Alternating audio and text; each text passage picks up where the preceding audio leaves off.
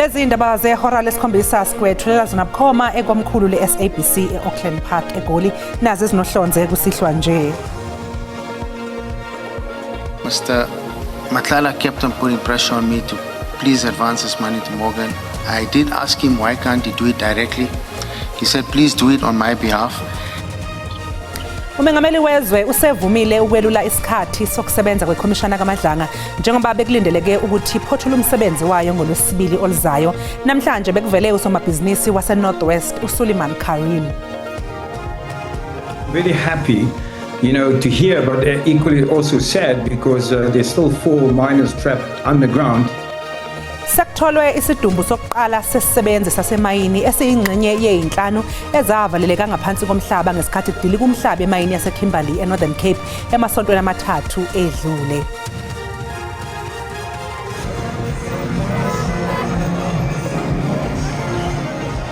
Bekuyinhloko yodwa eyingxenyeni zase-Iran ngemva kokumenyezelwa komholo omusha wakuleli yazwe uMojtaba Khamenei nongena esikhundleni sikayise obulawe ekuqaleni kwempi ephakathi kweMelika elakwa-Israel ne-Iran.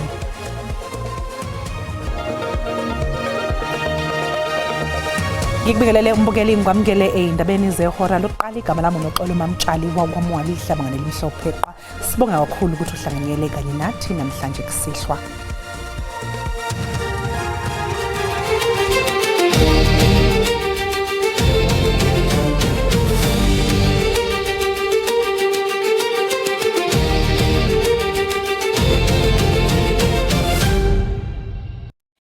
Umengameli wezwe uCyril Ramaphosa useselulile isikhathi sokusebenza kwekhomishana kaMadlanga njengoba isizoze yedlulisele umbiko wayo wokugcina ekupheleni kukaNcwaba kulonyaka. Isithangami sekhomishana namhlanje besilalele ubufakazi bukasomabhizinisi uSuleiman Karim ogeqa amagula ngokuxhumana kwakhe noVusumuzi Cat Matlala kanye noBrown Mokgotsi. UKarim utshele isithangami sekhomishana ukuthi wagcina esezenza umuntu oxhumene kakhulu nongqongqoshe wamaphoyisa osamisiwe esikhundleni uSenzo Mchunu ukuze azame ukugcina ibuyelwa imali yakhe izigidi eziyishumi zamarandi ayifaka ohlelweni lwethenda kaCat Matlala ayeyithole embuthweni wamaphoyisa. Brown's reasoning was that I should make Vusi believe that I have a relationship with the minister's office and that he would communicate directly with the minister's officers if, when and required.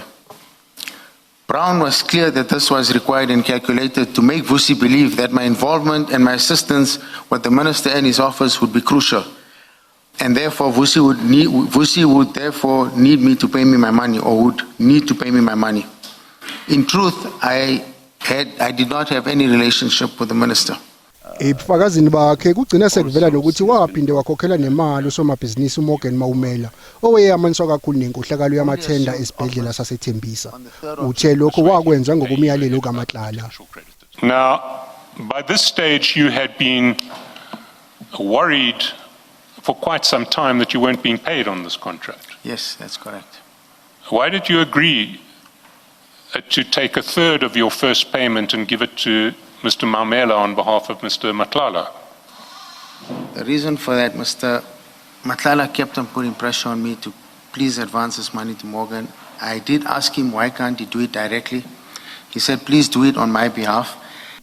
Kanti ke njengoba seweluliwe umncomlajuqu wekhomishana umbiko wayo wesikhashana wesigaba sesibili izowedlulisela kumengameli wezwe mhla zingama-29 kuNhlaba ngaphambi kombiko wayo wokugcina osuyohlinzeka umengameli uma kuphela inyanga uNcwaba nonyaka.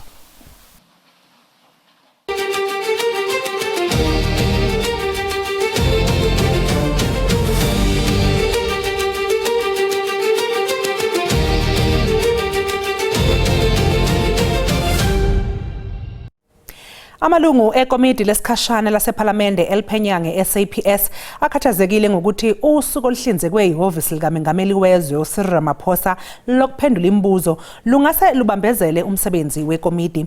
Phambilini leli komidi lathumela uhlu lwemibuzo ebhaliwe kuMengameli wezwe, kepha ihhovisi lakhe seliphendulile lathi licela isikhathi kuze kube umhla zi-16 kwephezulu ukuze liphendule.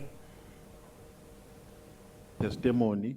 Ikomidi lesikhashana lasePhalamende eliphenya ngombutho wamaphoyisa i-SAPS kumele liphothule umbiko walo wokugcina ngaphambi komhla zingama-30 nomuvo kwephezulu. Kepha isicelo sehhovisi likamengameli wezwe sokuphendula imibuzo mhla ziyi-16 kuNdasa siqubule ukukhathazeka kwamanye amaqembu ezombusazwe. Even though we disagree, we never agreed and we still disagree, but because we're in a democratic institution here, we subject ourselves to the behest of the majority. President Ramaphosa's response, we are concerned with the time. From what I remember is that we agreed that we would get written responses, and based on that we will make a decision on whether President Ramaphosa will appear before us. If there is anything that can be done to expedite that, it would be appreciated, because as Honorable Nomvalo has indicated, that there might be a need for, further clarity-seeking questions on the response of the president. Ihhovisi likasomlomo wePhalamende uThoko Didiza selalele abeluleki bezomthetho bePhalamende ukuthi bahlinzeke ngencwadi efungelwe ngesigameko lapho umphenyi ozimele uPaul O'Sullivan ashiya khona umhlangano wePhalamende ungekapheli kanye nezinsongo okusolwa ukuthi wazithumela omunye wofakazi. Sasikhishiwe isidumbu soyedwa ngaphansi kwemayini eKapa iKimberley esifundazweni eNorthern Cape lapho okwavaleleka khona izisebenzi ezi5 zayo lemayini ngenyanga edlule. Ecishe isikhathi esilinganiselwe emasontweni amathathu kuvaleleke izisebenzi ezi5 zasemayini eKapa eKimberley esifundazweni eNorthern Cape njengoba nje kwakumhla zi-17 Nhlolanja kwenzeka lesi sigameko. Umengameli wenkampani ebhekela umkhakha wemayini Junior Manning Council uveza ukuthi kuyathokozisa ukuthi sikhona isidumbu esitholakele yize eminye imindeni isenembuzo eminingi uphinde wancoma umsebenzi wenziwa yithimba nokungumsebenzi wokuthola lezi zisebenzi ezavaleleka ngaphansi kwemayini. I'm very happy, to hear, but equally also sad because there's still 4 miners trapped underground. Yeah. But I must also, say well done to the team that has been working tirelessly, doing what they need to do despite the difficult, conditions, both, physical conditions underground, but also conditions caused by weather. Uthi ngokwamava akhe emkhakheni wemayini ucabanga ukuthi ngabe yini imbangela lesi sigameko uphendule wathi akakwazi ukuveza umbono wakhe njengoba nophenyo mayelana nalesi sigameko lungakaqali. Like any accident, it's very, very difficult, you can do all your systems, but when it happens, it happens. And I don't want to speculate, the causes of this particular mud rust because the investigation hasn't commenced. And I would rather, reserve my view until we have a full understanding of what was the failures.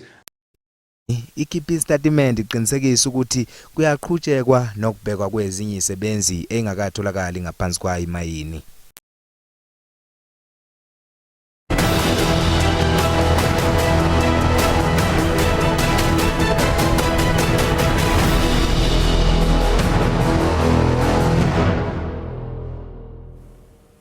Owengumengameli waseNingizimu Afrika uKgalema Motlanthe uthi impi eqhubekayo phakathi kweIsrael, iMelika neIran ingumphumela wokungakwazi ukusebenzisana ngokubambisana kwamazwe omhlaba. uMotlanthe uphawule enkulumeni ekhethekile nomsakazelo umphakathi SABC ngempi eqhubekayo phakathi kwaIsrael, iMelika neIran uthi sekuvamisile ukuthi amazwe ayezikhondla kwesinye isikhathi afune ukugwamanda amandla ombuso amazwe asathuthuka. Uqhube ngokuthi akacaci ukuthi ngabe yini ngempela eqhuquzela iIsrael kanye neMelika ukuthi iphakele impi eIran. It is always important to look at the peace treaties that are signed at the end. That tells you what the war was about. Iran isigungu esiphezulu sabaholi sesiqoke umholi wayo omusha uMojtaba Khamenei ozongena esikhundleni sikayise uAyatollah Khamenei owahlaselwa wabulawa emasontweni amabili adlule. Izinkumbi zezakhamuzi edolobheni eTehran bezigcwele emgwaqeni zibungaza lesi sinqumo sokuqokwa komholi omusha. He says, now we are sure that the path will continue with his leadership. I believe he is the most deserving to lead the Shiite nation. Bezepolitiki bathi ukuqokwa nokumenyezelwa komholi omusha e-Iran kuyindlela lelizwe elithumela ngayo isixwayiso nomyalezo othi alinazo izinhlelo zokugobisa uphondo kulempi. The hardliners have the upper hand. If they didn't, Mujtaba Khamenei's appointment would have been a question mark. Bamazwe omhlaba sebexwayise ngomthelela lempi ezoba nawo kungekudala emhlabeni jikelele. Uma ngabe sibuya sokuphathela uWT.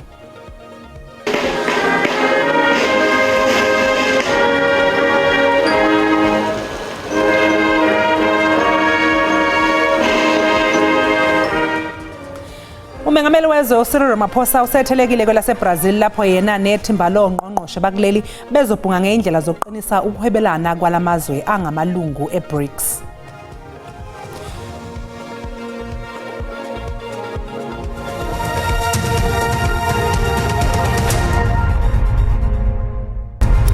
Sikubingelele siphinde sikwamukele imbukelo mangabe usanda kungena asikukhumbuzeke ukuthi lezi indaba ziyatholakala ku YouTube na ku SABC Plus. Ungena kuzo uyicinge ngamagama athi SABC izindaba na kanjani uzoyithola ngomjalo bazo.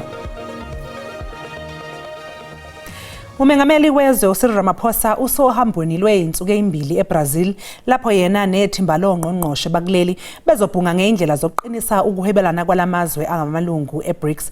uRamaphosa wemukelwe uzakwabo uLula da Silva.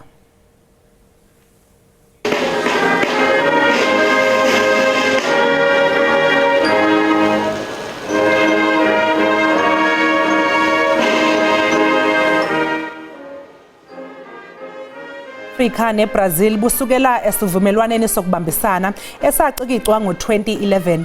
Lezi inhloko zombuso zibhunge ngeinhloko noma ngeihloko okubala kuzo kubambisana emkhakheni efana nowezohwebo, utshalo mali kanye neminye imkhakha emqoka ekukhuleni komnotho.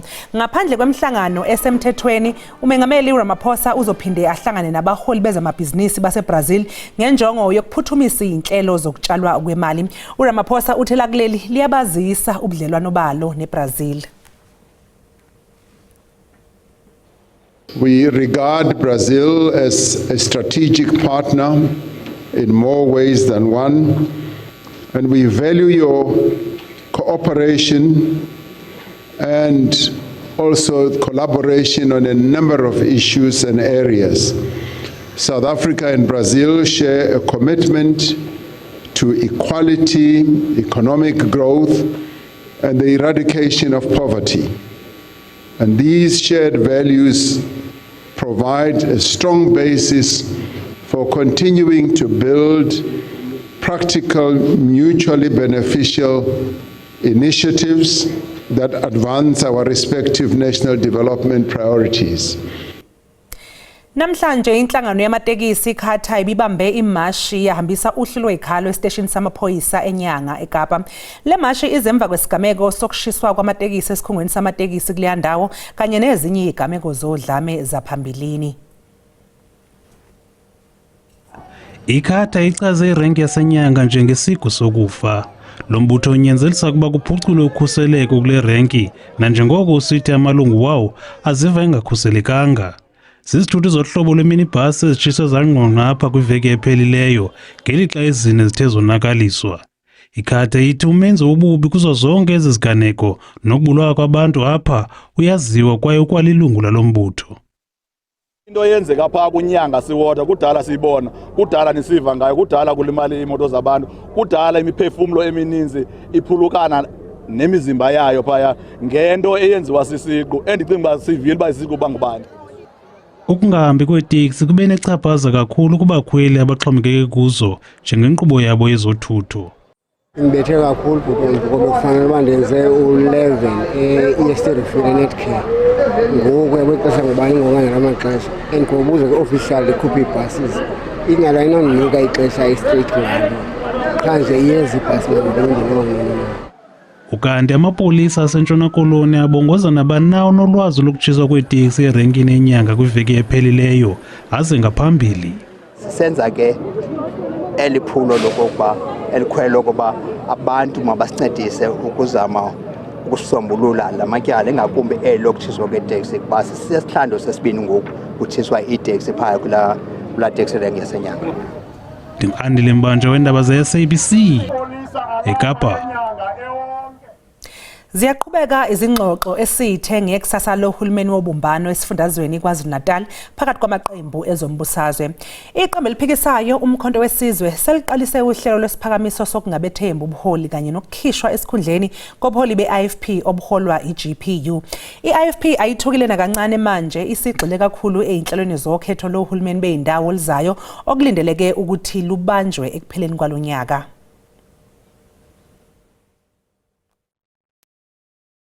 Ngemva kwemizamo engaphumelelanga yokususa undunankulu we-IFP nokuhlakaza uhulumeni wobumbano wesifundazwe ngoDisemba nyekenye, izingxoxo ngekusasa le-GPU ziyaqhubeka.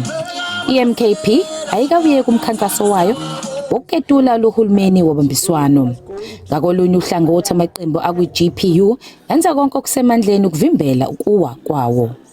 I-IFP ikholelwa ukuthi ukubamba kwayo iqhaza uhulumeni wobambiswano kulikhuphulile iqembu. Nalithemba lokuthi kusinikeza nje ithuba kubahulumeni lokuthi abantu bakwazi ukubona uhlobo lobuholi be-IFP bese bekwazi ukubona ukuthi i-IFP iqembu abangalethemba balivotele. I-IFP iphethe omasipala bey'ndawo bangu-18 kanye nezifunda eziningana. Kodwa-ke zikhona izinselelo. Ngonyaka odlula umongameli uCyril Ramaphosa wagunyaza i-SIU ukuthi iphenye ngezinsolo zokungaphathwa kahle kwezimali kanye nenkohlakalo kumasipala wesifunda saseMzinyathi. Kanti-ke kwabanye omasipala okubalwa eJozini, eZululand naseMhlathuze izakhamuzi ezikhala ngamanzi. Siyazi ukuthi-ke ney'nselelo zeyimali ey'nikezwa omasipala enganele zinomthelela, kodwa zikhona iy'nkinga nje esithi masixoxa nomasipala ucha lamanzi la kuthiwa ama-water losses kufanele nibe ney'ndlela zokuthi nizame ukuthi niwanqande kungabikho amapayipi avuzayo kuchitheka amanzi kunabantu abangawathola amanzi. Ukunqoba izinketho zokuchibiyela zakamuva esifundazweni kunika i-IFP ithemba njengoba amaqembu ezopolitiki elungiselela ukhetho lwasekhaya. Kwindaba ze-SABC ngu-Ayinda Mhlongo useThekwini. Ongoti bezokubuswa kwezwe kanye nezazi zomthetho zikwamukele ukusungulwa kohlaka oluzophenya ngeigameko zokusocongwa kosombusazwe esifundazweni ngethemba lokuthi ukuqothwa ngenhlamvu kosombusazwe kuzoke kunqamuke eGauteng. Lolu hlaka lizophinde liphenye nangodlame embonini yamatekisi kanye nobugebengu obenzeka kuhulumeni. Ilungu eliqavile leqembu le-IFP u-Alkhongo besuthi naye akazi wasinda kanjani esigamekweni sokudubula esenzeke ehostel ibuya futhi eGoli ngesikhathi kuqhamuka iqule lavulela ngenhlamvu. Uthi wagcina ezenza umuntu oseshonile ukuze asinde kulesigameko kwagcina kushone kuso ilungu le-IFP ukhetha amabala sithole. Kwadingeka ukuthi umuntu alale phansi kuba sengathi umuntu ongasekho emhlabeni ngoba inhlamvu ke imiyangena ekhanda la enhlamfunweni yangena khona inhlamvu. Kwathi ma kuphela ke sonke leso sigameko mangithi ngivula amehlo ngithola ukuthi baba uSithole ukhetha amabala ucomrade akasekho engangilele eduze kwakhe. Ezombusazwe usolwazi ubheka uMngomezulu uthi lolu hlaka kumele lube nabantu abathembekile futhi lwenze isiqiniseko sokuthi alikhethi phela emasini. Abantu kube khona ukwethembeka kubona bonke abantu abathintekayo nanokuthi ke uma lolu hlaka selusebenza lwenze isiqiniseko sokuthi alukhethi iphela emasini. Isazi kwezamacala obugebengu sithi asingabazi ukuthi lolu hlaka luzoba impumelelo ngoba lifundile kokwenzeke kozakwabo esifundazweni KwaZulu-Natal. Natal one, they also learned of the financial resources that comes with overtime, that comes with traveling, and that comes with also protection, because we need investigators to be protected, to take uncomfortable decisions. Usuku lwesicau esesilindwe ngabomvu sizoqala ngalo belingakamenyezelwa. Igama lami nguCalvin wakwaDludla endabeni ze-SABC ngibika ngiseGoli.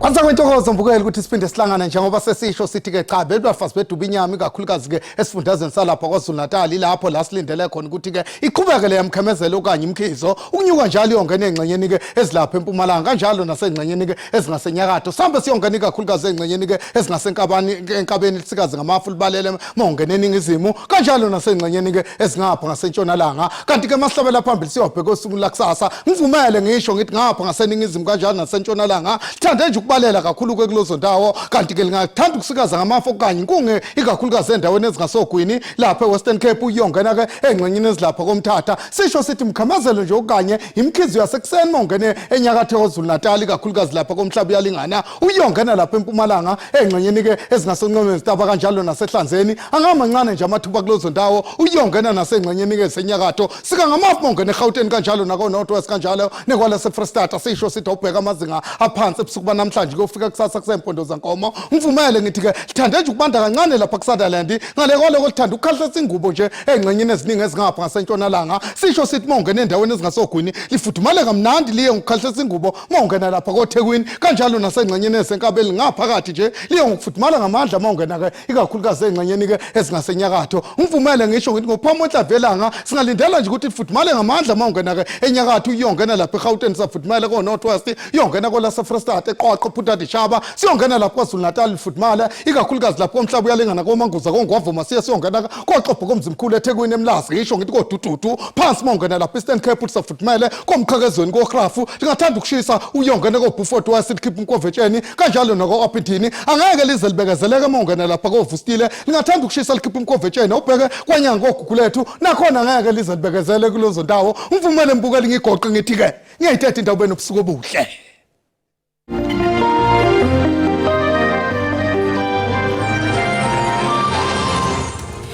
Sisibeka lapha ambukele bese kuphathele zona namhlanje kusasa bakhonoza kwethu neindaba ngolwimi lwesiXhosa ube nobusuku obuhle usale kahle.